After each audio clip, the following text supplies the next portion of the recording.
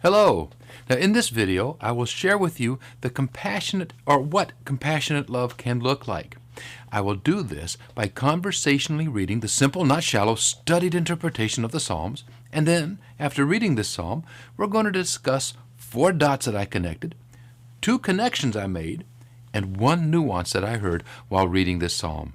One that has helped me stumble into the abundance found in the abundant life that Jesus said He came to give.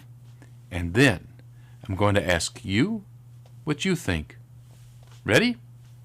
Here we go.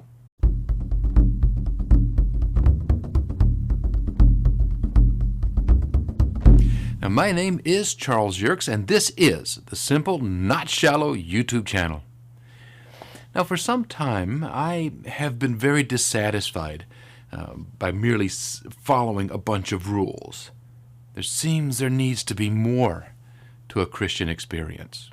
So, I began a journey, one of learning how to live in the abundance of the abundant life that Jesus said He came to give. That is, I have been learning how to love simply, wisely, and well. And the whole purpose of this channel is to create a community that gets together and talks about finding this abundance. It's a place to catch the excitement of learning to love. Thank you for joining me. So, compassionate love. Well, let's begin by reading Psalms 2. Why have the nations been restless? Why will the people scheme in futility? The kings of the earth resist, and the dignitaries they conspire together against the Lord and against His anointed, saying, "We will tear their restraints on us apart. We will throw off their control." Now, sitting in the heavens, the Lord laughs and is at His ease, for He is not bothered by them, though He is not amused with them either, for He holds their thoughts in disdain. And He will speak to them in His anger, and in burning anger He will terrify them by saying, "I have consecrated my King on Zion, my holy mountain." Now, I will tell you of the decree of the Lord. See, He said to me, "You are my son. Today I have brought you forth. Ask of me, and I will give the nations to you as an inheritance, and for your possession, the very ends of the earth. And you will smash them with a rod of iron. Well, like the clay vessel of a potter, you will smash them. And now, O kings, act prudently. Allow yourselves to be instructed, O rulers of the earth. Serve the Lord with reverence, and rejoice with trembling. Pay homage to the Son. Acknowledge Him as King. Otherwise, the Lord will become angry, and you will perish in your way. Perish when His anger burns but a little. See, happy are they who seek refuge in Him. A studied interpretation of Psalm 2. Ready for some nuance? Hope so, because here we go. Now, as we begin, I can already hear it. Yerkes, Yerkes, Yerkes. Compassionate love. What I see is a warning for people to straighten up and fly right, or else. This love thing has gone to your head, man. No. Well, yes, but no. Let me explain. See, on the surface, I do see what you're saying. But track with me for a moment, and let's leave the surface and the shallows behind. See, there are 4 dots that got connected for me to reveal this nuance of compassionate love. 1, the people referred to were opposing both David and God. They were against the Lord and His anointed. Number 2, notice what terrifies the people. Yes, God's anger, but it was not any threats of destruction or punishment. Rather, it was the proclamation that God had chosen and put in place the person He wanted as king. and it was not them. 3. Is David's explanation of what all this means. See, like it or not, David was now the king. God had made him the king, and there were consequences to this. Number 4.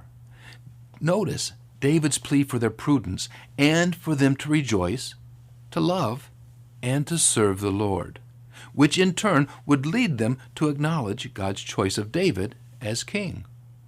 Now those are the dots that led to the nuance, which is that being loving and compassionate does involve being firm and just. See, first, we see what the problem was. Then, 2 choices were presented. The first was that they could stay on their present course of action and experience God's anger and some not-so-nice stuff. Or choice 2 was to choose to serve and rejoice in the Lord, which would then lead to happiness. See, whatever they chose to would be followed through upon. See, this is the firm justicey side of things. Yes, I just made up a word. Thank you for noticing. Now, extend your noticing to something else. David's plea. He does not merely say, here are your options, A or B, now choose. He encourages them to choose what will be of benefit to them. I mean, the words act prudently and allow yourselves to be instructed are not exactly harsh condemning words or judgments. David seems to say that he wants them to avoid experiencing God's anger. And beyond that, he wants them to know the happiness found in serving the Lord. See, if this psalm were just about justice and judgment, this last plea seems, well, both unneeded and out of place.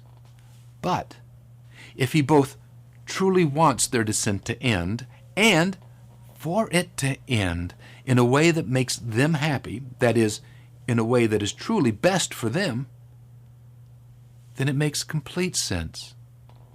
I mean, David has laid it all out on the line. He explained how things were, he explained the choices the people had, and he explained what the results of each of these choices would be. And then he left it in their hands. The results were entirely up to them. He wanted them to turn around. He asked them to turn around. But the choice to do so was left completely up to them. See, this is the amazing amount of respect for the individual choice. This is the loving and compassionate side of being just. See, I'm reminded of a story of Jesus and the rich young man, the rich young ruler. See, this man asked Jesus what to do for eternal life, and Jesus told him, and then sadly watched as the young man chose and then walked away. See, Jesus let the man walk away, for it was the man's choice to do so. The amount of respect God has for our choices is truly amazing. Now, briefly, let me offer another couple of connections that have helped me see this and so have helped me down the road to abundance. See, connection number 1. Both 1 Samuel chapter 13, verse 14, and Acts chapter 13, verse 22 call David a man after God's own heart. Connection 2 comes from both Ezekiel 18, verse 23, and chapter 33, verse 11, as both verses share an interesting component of the heart of God. See, God takes no pleasure in the death of the wicked, but he wants them to turn away from their evil ways. He wants them to turn their lives around and rejoice with him.